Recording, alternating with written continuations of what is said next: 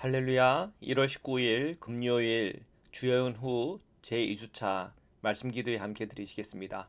사도신경으로 저의 신앙을 고백드리시겠습니다.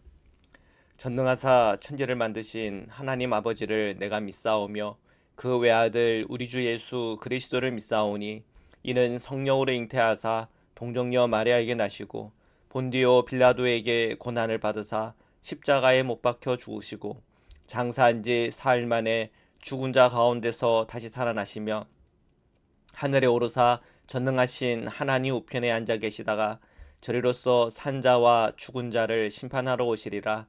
성령을 믿사오며 거룩한 공회와 성도가 서로 교통하는 것과 죄를 사하여 주시는 것과 몸이 다시 사는 것과 영원히 사는 것을 믿사옵나이다. 아멘. 거룩하신 하나님, 오늘 이 아침에 저희가 주님 앞에 나와 기도와 간구로 감사함으로 주님 앞에 섰습니다.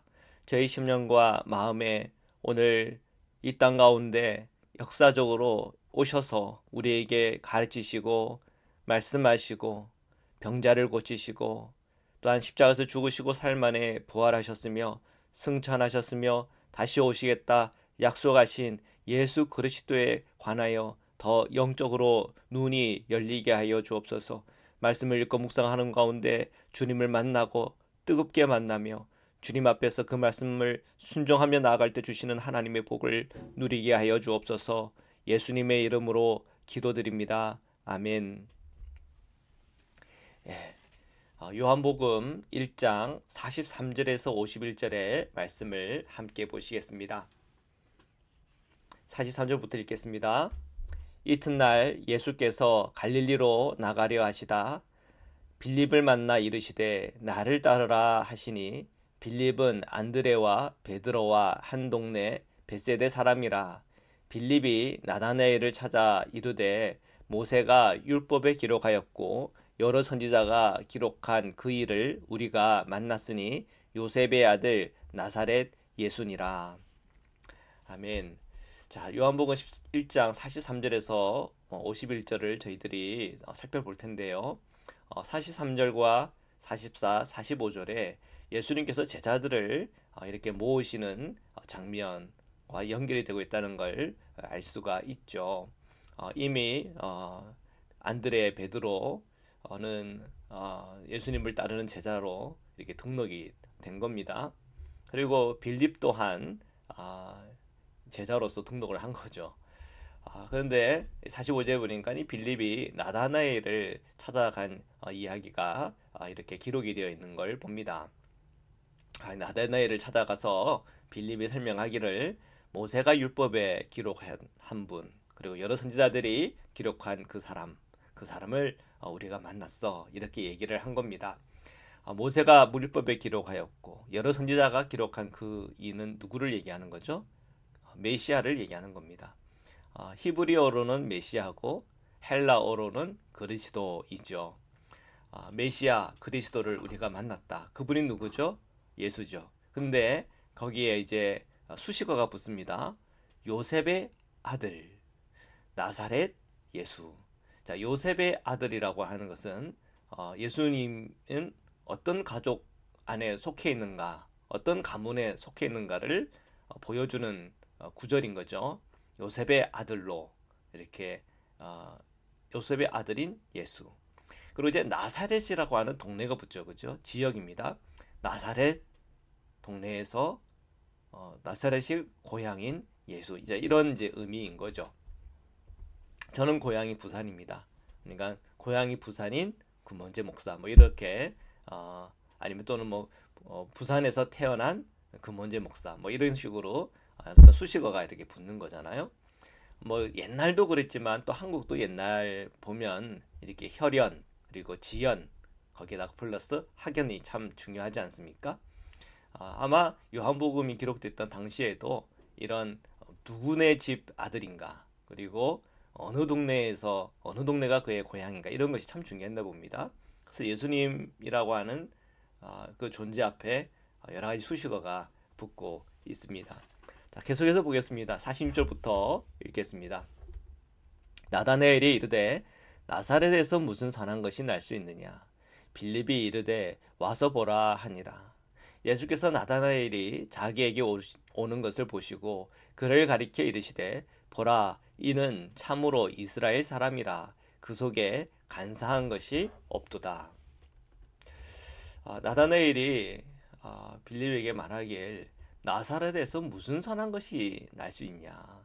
나사렛 사람이라고 하는 것에 대해서 굉장히 크게 마음에 이렇게 들지 않았던 것 같아요.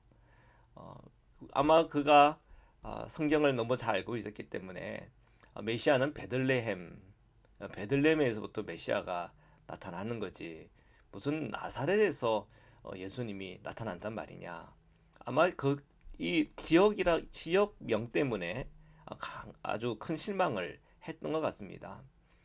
그때 이제 빌립이 나다나엘에게 말하기를 와서 보십시오. 와서 봐라. 와서 보고 얘기해라. 일단 와서 보고 얘기하라.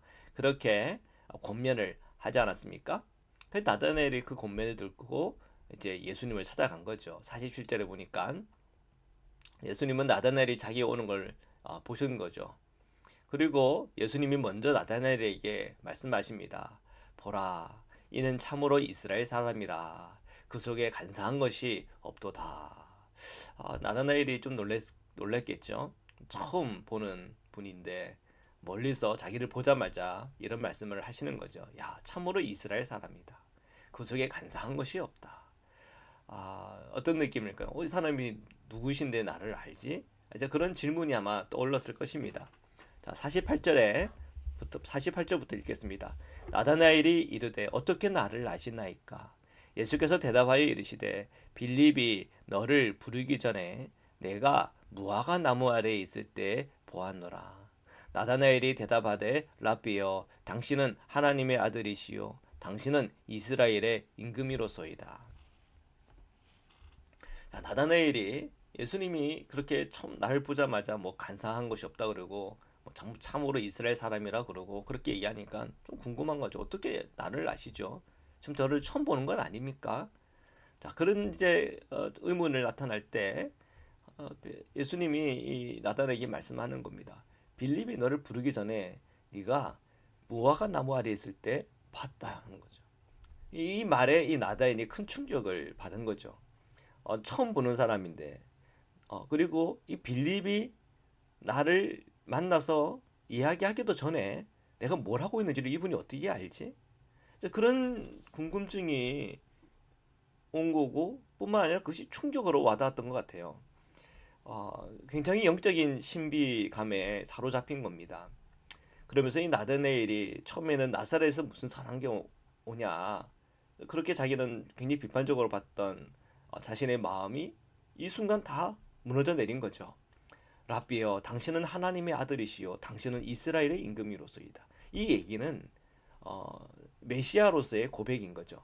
정말 예수님은 모세나 선지자들이 예언하고 또 말씀하신 바로 그 메시아가 바로 당신이시군요 하는 그런 믿음과 신앙의 고백을 한 거죠. 자, 이 지점에서 우리가 생각해 볼 것이 있죠. 우리가 예수님의 혈연 그리고 예수님이 어느 나라 사람인가 하는 것에 대해서 우리가 좀 매여 있을 때가 있습니다. 그런데 예수님은 이스라엘만 위하신 주님도 아니시고 유대인만 위하신 주님도 아니시고 이 근동 지역에 있는 이들을 위한 예수님도 아니신 거죠. 예수님은 모든 이의 주요 구원자이신 것입니다. 그래서 우리가 예수 그리스도를 믿고 예수님을 따를 때 예수님의 어떤 그 가문 또는 예수님께서 활동하신 지역에 매여 있을 이유가 없죠. 예수님께서 행하신 그 일을 보면서 초월하시는 참 하나님으로서 예수 그리스도를 향하여 우리가 예배하고 또 예수님을 믿는 우리의 신앙을 고백하는 것이요. 또 예수님이 참 인간으로서 예수님께서 이 땅에서 보여주신 그 삶을 본으로 따르는 것입니다. 이것이 삼위일체의 신앙이요. 균형 잡힌 신앙의 시각인 거죠. 자, 계속해서 말씀을 보겠습니다. 50절부터 51절 말씀입니다. 예수께서 대답하여 이르시되 내가 너를 무화과 나무 아래에서 보았다 함으로 믿느냐. 이보다 더 큰 일을 보리라. 또 이르시되 진실로 진실로 너희에게 이르노니 하늘이 열리고 하나님의 사자들이 인자 위에 오르락내리락 하는 것을 보리라 하시니라. 아멘. 자, 예수님이 이 나다나엘에게 말씀하십니다. 내가 너를 무화과 아래에서 봤다고 하니까 믿냐?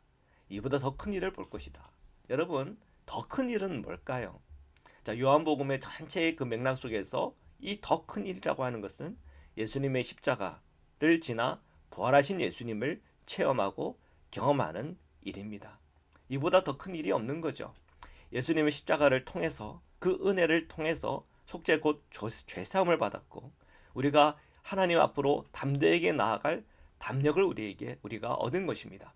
그리고 이 부활을 통해서 그만한 능력과 은총이 예수 그리스도 통해서 있다고 하는 사실이 증명된 것이요. 예수님께서 첫째 부활로 나타나셨을 때 이제 성도들은 예수 그리스도를 믿음으로 둘째, 셋째, 넷째 정말 수많은 이 부활을 체험하는 구원받은 성도들이 일어날 것이기 때문인 것이죠.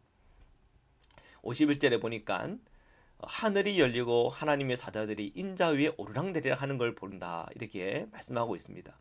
자, 이 천사들이 오르락내리락 하는 그 장면이 창세기에 나오죠. 야곱이 그가 삼촌 라반의 집, 외삼촌 라반의 집에 향하고 있을 때 그가 베델에서 경험을 하는 것이 영적인 체험을 하잖아요. 그곳에 자고 있는데 그곳에 하늘 문이 열리더니 천사가 그곳에 오고 가는 모습을 봤다는 거죠. 여기에 주님이 함께 하시는 거구나. 주님과 나와 소통이 되고 하나님과 나와 연결이 되는 이 놀라운 은혜가 누구를 통해서? 예수 그리스도 통해서 그것을 체험하고 경험하게 되는 이 놀라움을 여러분들이 경험하게 될 거라고 하는 예수님의 메시지가 이 안에 담겨져 있는 것이죠. 자, 오늘 우리가 예수 그리스도를 믿고 또 예수 그리스도를 따른다고 하는 그 의미에는 첫 번째는 예수님께서 우리에게 보여주신 본을 따르는 것이요.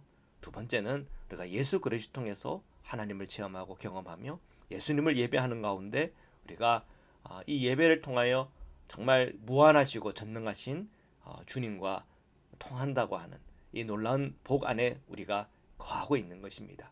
사랑하는 성도 여러분, 오늘 우리가 예수 그리스도를 믿고 따르는 그 일을 게을리하지 않고 또 예수 그리스도를 예배하고 예수님과 동행하는 은혜와 복이 저와 여러분에게 충만하시기를 주님의 이름으로 축원합니다. 말씀으로 기도드리시겠습니다. 사랑해 주님 감사합니다. 저희가 이 땅에 오신 예수 그리스도를 믿고 또 예수님을 본받고 살아가는 그 일이 우리에게 얼마나 소중한 것인지요.